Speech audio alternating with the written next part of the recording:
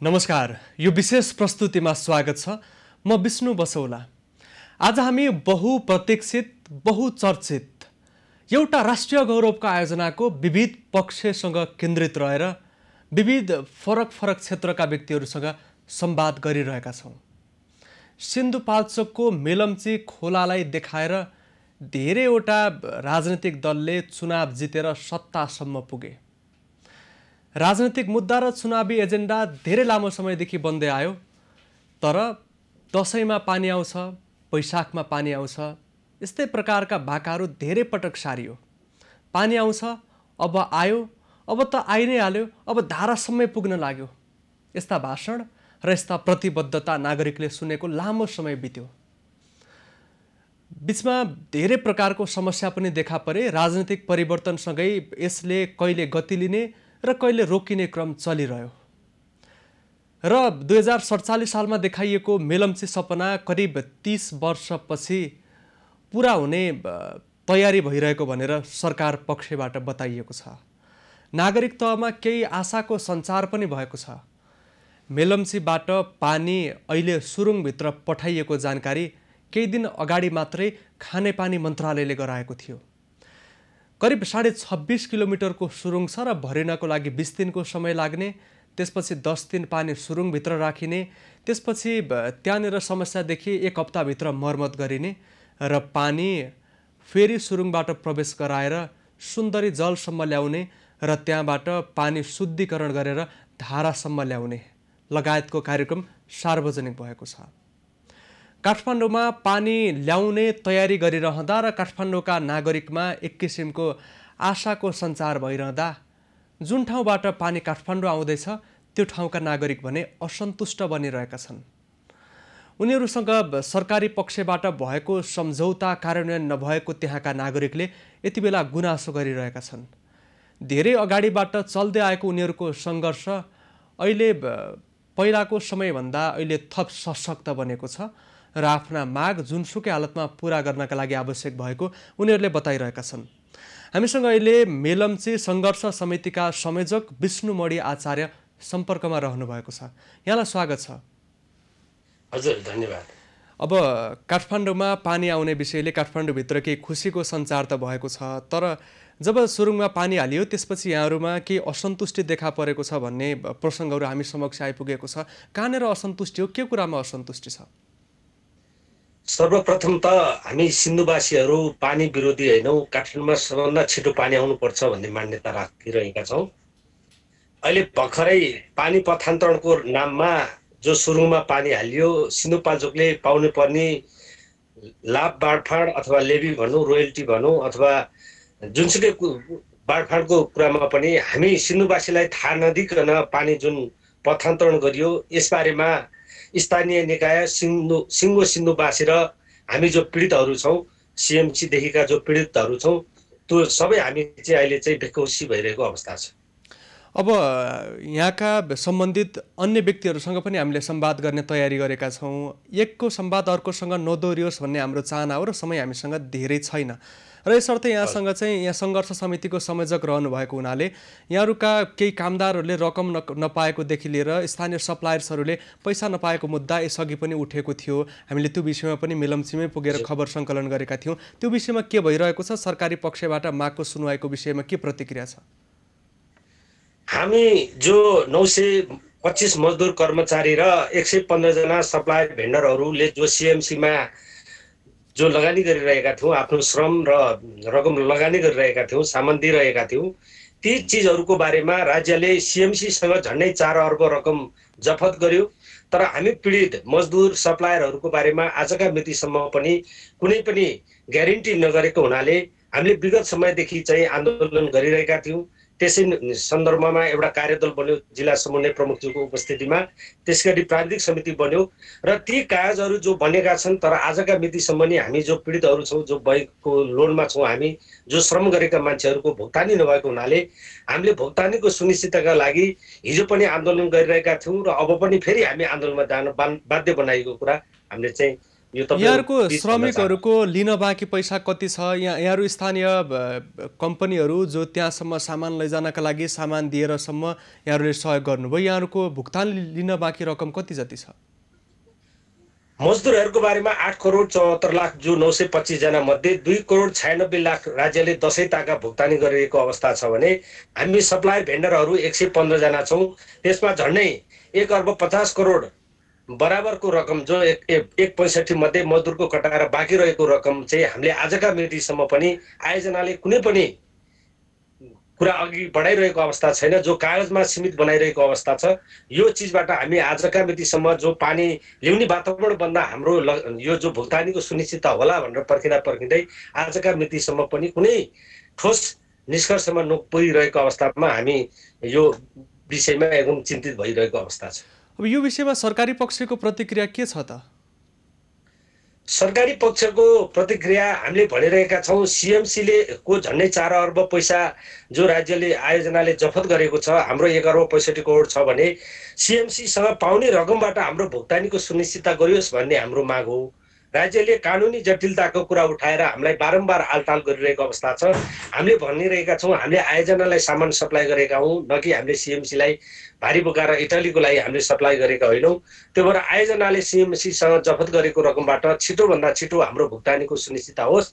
हामी पानी विरोधी होइनौं र भोलिका दिनमा हामी आयोजनालाई सहयोग गर्न तयार छौं भन्दा पनि हाम्रो कुरा बारम्बार सुनवाई नभइरहेको अवस्था हामीले पाइरहेका छौं। अब यहाँहरुको अहिलेको असन्तुष्टि कस्तो प्रकारको हो? पानी फेरि सुरुङमा हालेपछि यहाँहरु के असन्तुष्ट बन्नु भएको छ? अब पानी सुरुङमा टेस्टिङको क्रममा छ, टेस्टिङ सफल हुन्छ हुन्न भन्न सकिने अवस्था छैन। यही समयमा यहाँहरुले मुद्दा उठाउनु भएको छ। यसअघि पनि त यहाँहरुले सरकारसँग संवाद गर्न सक्नुहुन्थ्यो, अहिलेको अवस्था नै किन प्रतीक्षा गर्नु पर्थ्यो र? हामीले बारम्बार यो बारेमा ज्ञापन पत्र, डेलिगेसन लगायत सबै विधिहरू प्रयोग गरिरहेका छौं। हामी अहिले पनि आन्दोलनकै फेजमा थियौं। हामीले मिलम्चीका कुनै पनि गाडीहरू चल्न दिइरहेको अवस्था थिएन। यो बलजबस्तीपूर्ण अवस्थामा हामी सप्लायर भेन्डर मजदुरहरूलाई जो हेपानी थियो, आज सिन्धुपाल्चोकको पानी पथान्तरण गरिरहँदा त्यहाँ कालो बोको जो त्यहाँ चाहिँ एउटा खालको हत्या गर्न नहुने ठाउँमा कालो बोको पूजा गरेर तामझाम पूर्ण ढंगले जो काम भयो। अब हामी सिन्धुवासीहरू लेबीका कुरा लिएर, स्थानीय विकास निर्माणका कुरा लिएर र यो जो सप्लायर भेन्डर मजदुरहरूको समस्याको कुरा लिएर अब हामी एकमुष्ट ढंगले चाहिँ आन्दोलन गर्ने तयारीमा छौं। अब के पानी नै सुरुङ टेस्टिङ गर्नुभन्दा अगाडि नै आफ्नो मागहरू पूरा गर्नु पर्थ्यो भन्ने यहाँहरुको अहिलेको आवाज हो कि अब परीक्षण भइसकेपछि पानी काठमाडौँ पठाउनु पूर्व हाम्रो मागहरू चाहिँ पूरा गर्नुपर्छ भन्ने के हो यहाँहरुको आवाज चाहिँ? सिन्धुवासी जहिले पनि पानी विरोधी भनेर इंगित गरिरहेको अवस्थामा आज सिन्धुपाल्चोकका न जनप्रतिनिधि, न पत्रकार, न आम नागरिकलाई थाहै नदिकन एउटा बलजबस्तीपूर्ण ढंगले तल सिडिओ साहेबले बटम दबाउने र माथि मन्त्रीज्यूले जो पत्रकार सम्मेलन गरेर सिन्धुवासी चाहिँ सामाजिक हिसाबले त्यहाँ चाहिँ समस्या थियो, राजनीतिक हिसाबले समस्या थियो, तैपनि हामीले यो काम गर्यौं भनेर उहाँले भन्नु भइरहेको अवस्थामा हामी यो चीजलाई अस्ति एउटा बैठक बसेर खेद प्रकट गरिसकेका छौं हामी सिन्धुवासीको तर्फबाट। र भोलिका दिनमा यो बलजबस्ती हो भने लेबीको सुनिश्चितता र मैले अहिले भनेका जो सप्लायर भेन्डरको भुक्तानी, मजदुरको भुक्तानी र विकास योजनाको एकमुष्ट साझा प्याकेजको सहमति नखोजिकन आज 17 करोड लिटरको जो लाने प्रयत्न एकलौटी ढंगले गरिएको छ। यसले गर्दा भोलि याङ्दी र लार्के जो 34 करोड लिटर पानीको बारेमा सिन्धुवासीहरूले अर्को खालको चाहिँ समस्या नआओस् भन्नको लागि आजैका दिन हामी सचेत भएर यो साझा एजेन्डा लिएर हामी अगाडि बढ्ने चाहिँ जमर्को गरिरहेका छौं। हुन्छ, अब हामी करिब समयले गर्दा पनि अन्तिममा छौं। यहाँहरुको संघर्षको आगामी कार्यक्रम के छ? संघर्षको स्वरूप चाहिँ कस्तो हो? हामी संघर्ष शान्तिपूर्ण गर्नेछौँ। हामी न कि पानी विरोधी होइनौँ। हाम्रा जायज मागहरू जो कानुनी तवरले चाहिँ हाम्रा मागहरू सबै अवस्थामा चाहिँ कागजपत्रहरू तयार भइरहेको अवस्थामा राज्यले बनाएको जो कानुनहरू कागजहरू छन्, कार्यदलको रिपोर्ट छ, प्राविधिक समितिको रिपोर्ट छ, हाम्रा जायज चाहिँ बिल भरपाईहरू छन्, त्यसको आधारमा सीएमसीबाट जफत भएका रकमबाट हाम्रो भुक्तानीको सुनिश्चितता होस् र अरू विषयहरू पनि छिटोभन्दा छिटो पूरा गरेर आयोजनाले यो समस्या छ भन्ने न्यू नबनाइकन छिटो भन्दा छिटो पानी ल्याउने वातावरण बनाउने र यी समस्याहरू समाधान होस् भन्ने हाम्रो चाहना छ। हुन्छ, यहाँलाई समय र संवादको लागि धन्यवाद दिन चाहन्छु। हस्, धन्यवाद। हामीसँग मेलम्ची संघर्ष समितिका संयोजक विष्णु मणि आचार्य सम्पर्कमा रहनु भएको थियो। काठमाडौँमा पानी ल्याउनको लागि जब सुरुङ परीक्षणको काम थालिएको छ त्यसपछि असन्तुष्टिको आवाज चर्को बन्दै गएको छ र धेरै अगाडिबाट असन्तुष्टि मात्रै होइन विभिन्न सरकारका निकायहरूसम्म पुग्ने काम सङ्घर्ष समितिले गरिरहेको थियो र स्थानीय स्तरमा निर्माण भइरहेको आयोजनालाई त्यहाँका सप्लायर्सहरूले त्यहाँका विभिन्न ससाना ठेकदार कम्पनीहरूले समेत सहयोग गरेर सामान लैजानेदेखि साधन उपलब्ध गराउने सम्मको काममा उनीहरू सहभागी भएका थिए र इटालियन कम्पनीले त्यहाँको सुरुङ निर्माणको काम गरिरहँदा हेडबक्स निर्माण गर्ने काम गर्दा र आयोजना स्थलमा काम गरिरहँदा त्यहाँका धेरै नागरिकहरूले रोजगारी पनि पाएका थिए तर रोजगारी पाएका व्यक्तिहरूले तलब भने पाएका छैनन्। करिब 2 महिनाको तलब सिएमसीले ठेक्का रद्द गरेपछि रोकिएको छ।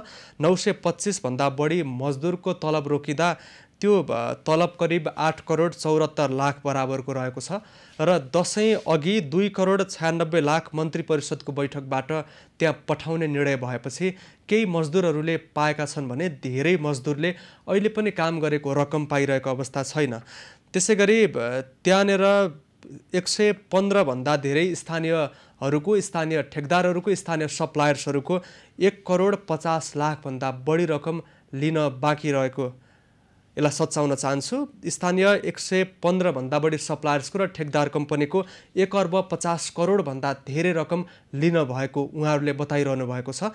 सरकारले सहसचिवको नेतृत्वमा खानेपानी मन्त्रालयका सहसचिव रमाकान्त दुवाडीको नेतृत्वमा एउटा समिति बनाएको थियो र सो समितिले पनि त्यहाँको वस्तुगत अवस्थाको विषयमा नागरिकहरूको मागको विषयमा संवाद गरेको थियो र प्रतिवेदन तयार गरेको थियो।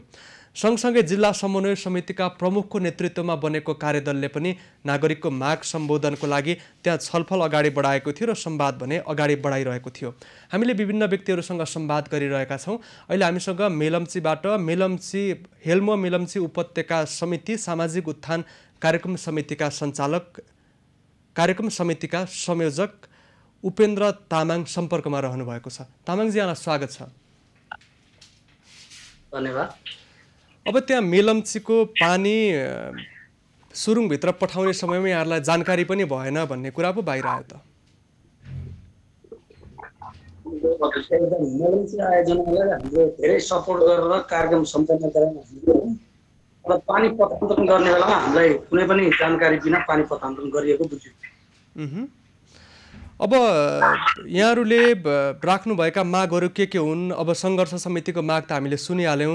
यहाँहरूको हेल्मो मेलम्ची उपत्यका सामाजिक विकास कार्यक्रम सञ्चालक समितिको मागहरू के हो? यहाँहरूले अहिले चाहिँ सरकारसँग भन्न चाहनु भएको राखिरहनु भएको विषय चाहिँ के छन्? हामीले नेपाल सरकार मेलम्ची खानेपानीलाई मेलम्चीको पानी काठमाडौँ लेबीको सुनिश्चितता र ग्यारेन्टीको कुरा मागको रूपमा राखेका छौँ। यसै गरी खोलामा छाडिने पानीको मात्रा वातावरणमा सुहाउँदो जुन एउटा वातावरणलाई असर नपार्ने गरी खोलामा छाडिने पानीको मात्राको ग्यारेन्टी गरिनु पर्यो भन्ने हामीले माग राखेका छौँ। र यसै गरी पूर्वाधार विकास कार्यक्रम मेलम्ची खानेपानी आयोजना र खानेपानी मन्त्रालयले यो खानेपानी काठमाडौँ लगे बापत चाहिँ यहाँको प्रत्येक टनेल मार्गहरू र गाउँमा जाने बाटाघाटाहरू र जुन मेन हेलम्बु राजमार्गको हिसाबले चाहिँ ठुलो बाटो छ, यो बाटो कालोपद होस् भन्ने खालको कुराहरूमा हामीले मागको रूपमा धेरै वर्ष अगाडिदेखि बढाएका छौँ। र यसै गरी सामाजिक उत्थान कार्यक्रम यो क्षेत्रको जुन मेलम्ची खानेपानी आयोजनाले यो क्षेत्रमा सामाजिक उत्थानका कार्यक्रम सञ्चालन गरेका छन्। ती कार्यक्रमको अहिलेसम्म बजेट सिलिङ नबढेको र बढाउन र त्यसलाई चाहिँ बजेट सिलिङ बढाएर निरन्तर रूपमा यो कार्यक्रम सञ्चालन गरियोस् भन्ने खालको। यसै गरी अहिले मेलम्ची खानेपानी आयोजनाको जुन एउटा टनेल छ, त्यो टनेल निर्माणको सिलसिलामा यहाँका नेपाली स्थानीय सप्लायर्स र सब कन्ट्र्याक्टरहरू र भेन्डरहरूले चाहिँ त्यो टनेलको निर्माणको सिलसिलामा उहाँहरूले उपेन्द्रजी यो विषय हामीले विष्णु मणिजीबाट जानकारी लिइसकेका छौँ। यहाँहरूले मेलम्चीको पानी काठमाडौँ आइसकेपछि त्यसको लाभांशको पनि पाउनुपर्छ भन्ने माग राखिरहनु भएको जानकारी आयो। यसको विषयमा अलिक खुलाइदिनुहोस् न, अलिक स्पष्ट पारिदिनुहोस् न, के हो यो विषय चाहिँ यहाँहरूले राख्न चाहनु भएको? यो लाभांशको कुरा त हामीले लाभको बाँड्छ भन्ने खालको कुरा मेलम्ची खानेपानी आयोजनाले कुरा अगाडि बढाइरहेको छ। तर हामीले लाभको बाटबाट होइन कि जुन मेलम्ची खोलाको पानी काठमाडौँ पथा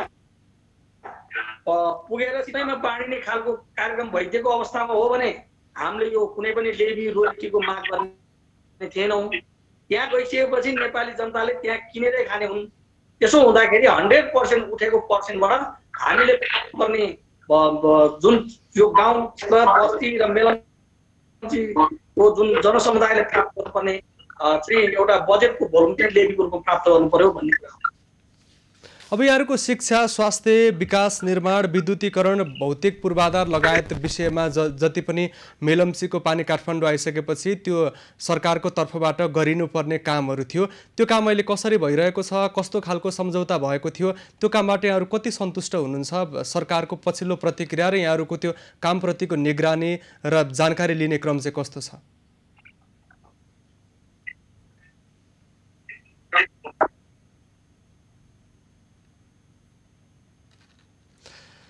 हामीसँग उपेन्द्र तामाङ सम्पर्कमा रहनु भएको थियो। संवादको क्रममा उहाँसँग केही प्राविधिक समस्या देखा परे उहाँलाई म समय र संवादको लागि धन्यवाद दिन चाहन्छु।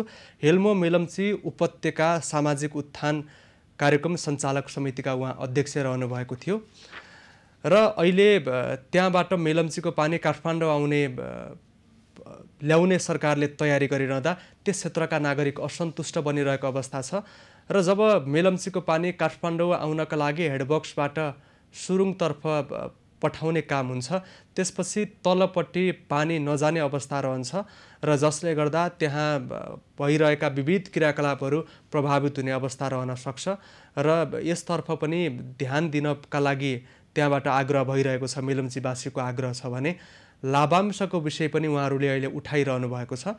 त्यसै गरी सरकारले मेलम्चीको पानी काठमाडौँ ल्याउने क्रममा शिक्षा, स्वास्थ्य, त्यसै गरी भौतिक पूर्वाधार र स्थानीय विद्युतीकरणलाई पनि प्राथमिकता दिने र यस विषयमा सहयोग गर्ने, सहायता प्रदान गर्ने, सडक निर्माण गर्ने र त्यहाँ नागरिकहरूलाई चाहिएको आवश्यकता परिपूर्ति गर्नको लागि सरकारको तर्फबाट सहयोग हुने भनेर यसअघि धेरै पटक प्रतिबद्धता भएको थियो। त्यो प्रतिबद्धता पनि पुरा नभएको त्यहाँको समन्वय समितिबाट जानकारी आइरहेको छ र यो प्रतिबद्धता पुरा गर्नका लागि पनि त्यहाँका नागरिकहरूले दबाब सिर्जना गरिरहेको अवस्था छ। काठमाडौँमा मेलम्चीको पानी आउने विषय एकातर्फ छँदैछ भने त्यहाँका नागरिकको मागको विषय अर्कोतर्फ रहेको छ। माग सम्बोधन गर्नका लागि त्यहाँका नागरिकहरू अहिले सङ्घर्षको कार्यक्रममा लागिरहेको अवस्था छ। हामीसँग यति बेला जिल्ला समन्वय समितिका प्रमुख कृष्ण गोपाल तामाङ सम्पर्कमा रहनु भएको छ। यहाँलाई स्वागत छ। धन्यवाद। अब यहाँहरूको क्षेत्रको पानी काठमाडौँमा आउने गरी तयारी भइरहेको छ, तर त्यहाँका नागरिकहरू अहिले असन्तुष्ट बनिरहनु भएको छ। पहिला सम्भवतः यहाँकै नेतृत्वमा बनेको कार्यदल थियो, त्यो कार्यदलले कस्तो खालको प्रतिवेदन बनाएको थियो नागरिकको माग समेटेर? त्यहाँभित्र के कुरा समावेश थियो?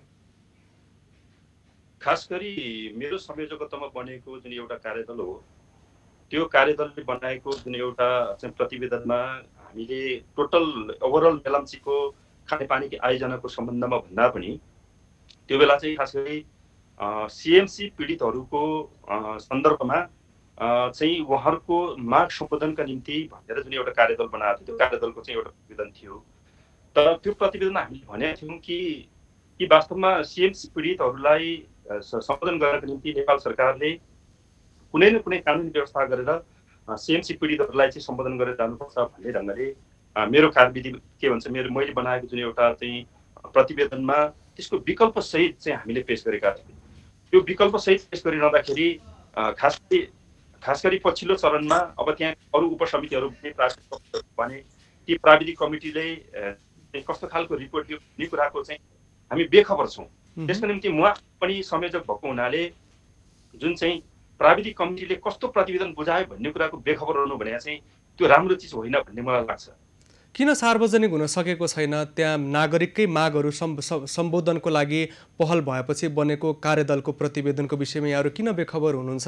यहाँहरूले त्यो जान्नका लागि माग राख्दा, जान्नका लागि प्रश्न राख्दा उहाँहरूको प्रतिक्रिया के छ? मलाई यो सन्दर्भमा भन्नुपर्दाखेरि कि हामीले पटक पटक भन्यौँ कि हामीले बुझाएको प्रतिवेदन उप छलफल गरियोस् र पीडित मजदुर र श्रमिकहरूको निम्ति सम्बोधन गरियोस् भनेर हामीले पटक पटक भनिरहँदाखेरि हाम्रो मागलाई खास गरी त्यहाँ राम्रोसँग सम्बोधन भएको हामीले पाएका छैनौँ।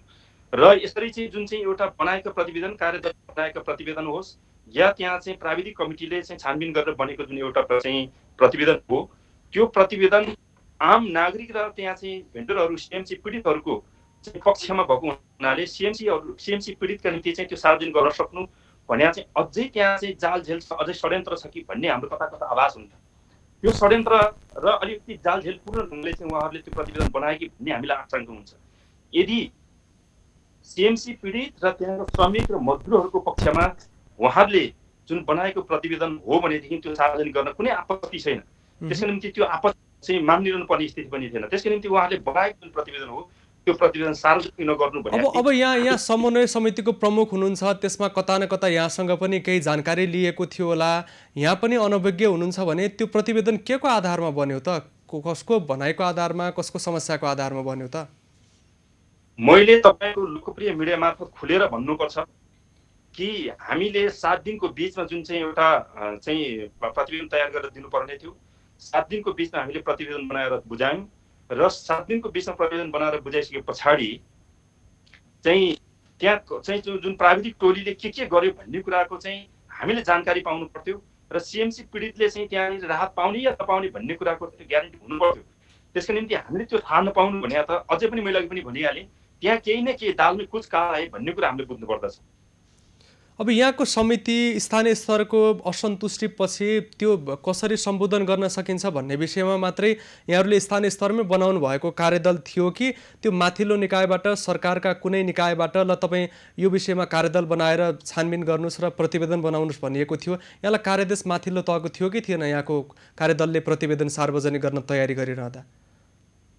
खास गरी मेरो कार्यदल, मेरो संयोजकतामा बनेको कार्यदलले चाहिँ अहिले यो सीएमसी पीडितहरूको जुन भेन्डरहरूको जहाँ चाहिँ भुक्तानी दिन बाँकी हो, त्यो भुक्तानी दिन बाँकी भएका जुन चाहिँ एउटा श्रमिक र मजदुरहरूको र त्यहाँ चाहिँ भेन्डरहरूको उहाँहरूको वास्तविक चाहिँ कति हो त भन्ने कुराको कलेक्सन गरेर बुझाउने एउटा कुनै चाहिँ भनौँ टिम नै, कमिटी नै थियो।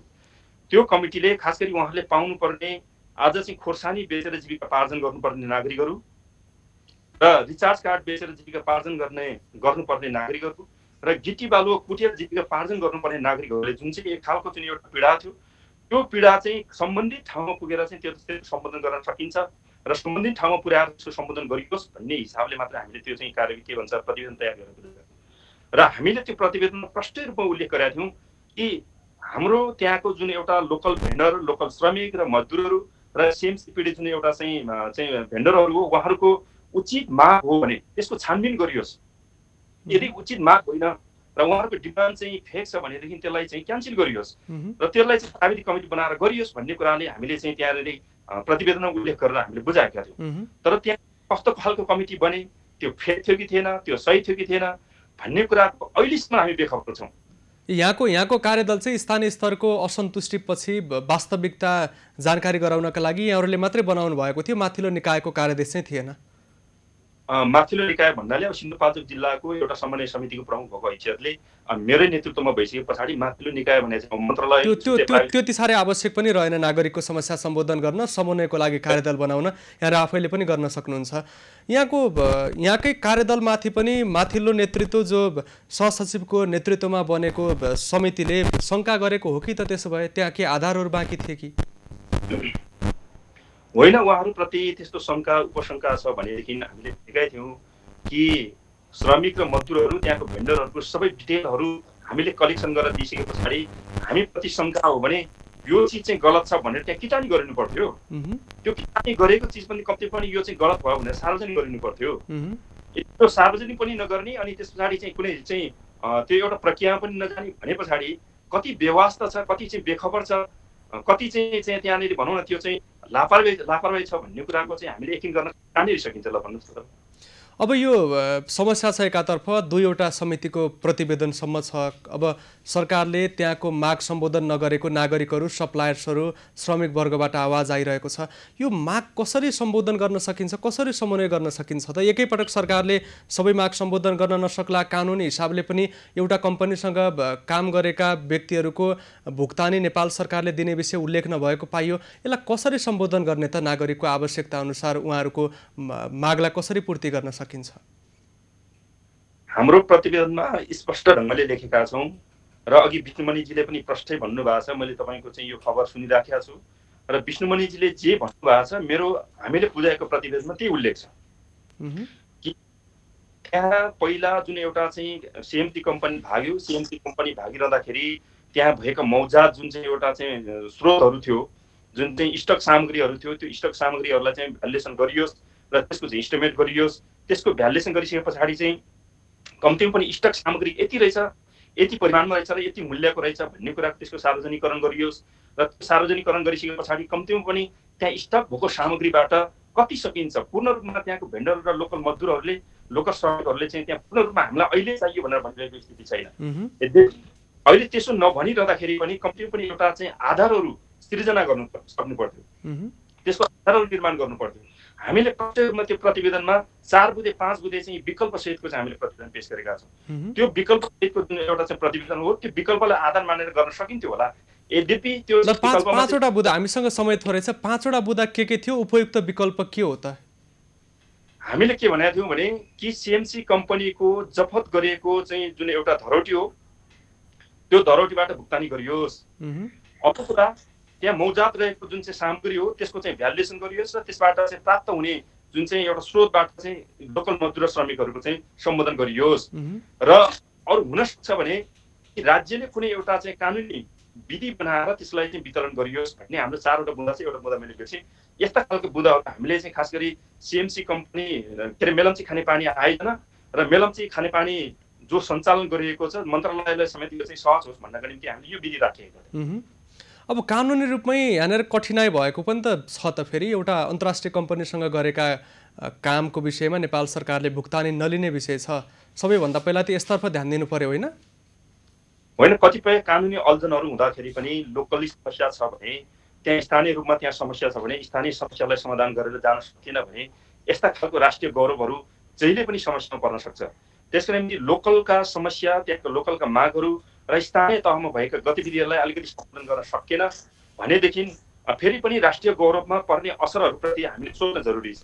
त्यसो भए हुनाले यस्ता समस्याहरूलाई बेलैमा सम्बोधन गर्न सकिने कुनै विधि खोज्नु पर्यो, राज्यले विधि बनाउनु पर्यो र त्यहाँ चाहिँ जो चाहिँ सञ्चालनमा रहेको जुन चाहिँ एउटा चाहिँ कमिटी छ, जुन निकाय छ, त्यो निकायले एउटा विधि र प्रक्रियाको चाहिँ थालनी गर्नु पर्यो, त्यसको चाहिँ अवलम्बन गर्नु पर्यो नि। अब हामी अन्तिममा छौँ र अहिले त्यहाँको पानी काठमाडौँ आउने भइसकेपछि त्यहाँको धेरै क्षेत्र प्रभावित बन्न सक्छ।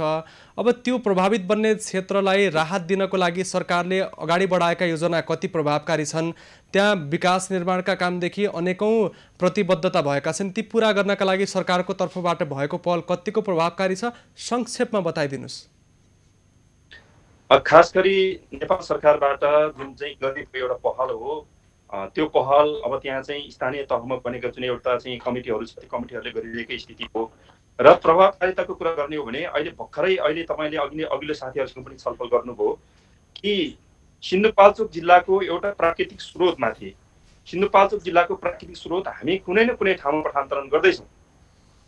कुनै न कुनै ठाउँमा पठान्तरण गरिरहँदाखेरि त्यहाँ लोकली सिन्धुपाल्चोक जिल्लामा परेका स्थानीय रूपमा परेका समस्याहरू के हो भन्ने कुराको पहिचान गर्न जरुरी छ। हुन्छ, यहाँलाई समय संवादको लागि धन्यवाद दिन्छु। समय सकियो, यो विषयलाई हामी निरन्तर उठान गर्नेछौँ। धन्यवाद।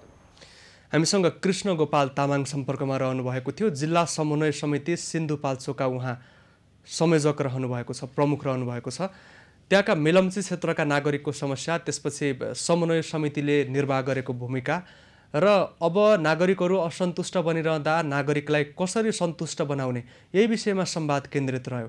हामीले यो विषयमा विभिन्न सम्बन्धित व्यक्तिसँग संवाद गरिरहेका छौँ। यो क्रम जारी रहनेछ, हामीसँगै रहनुहोला।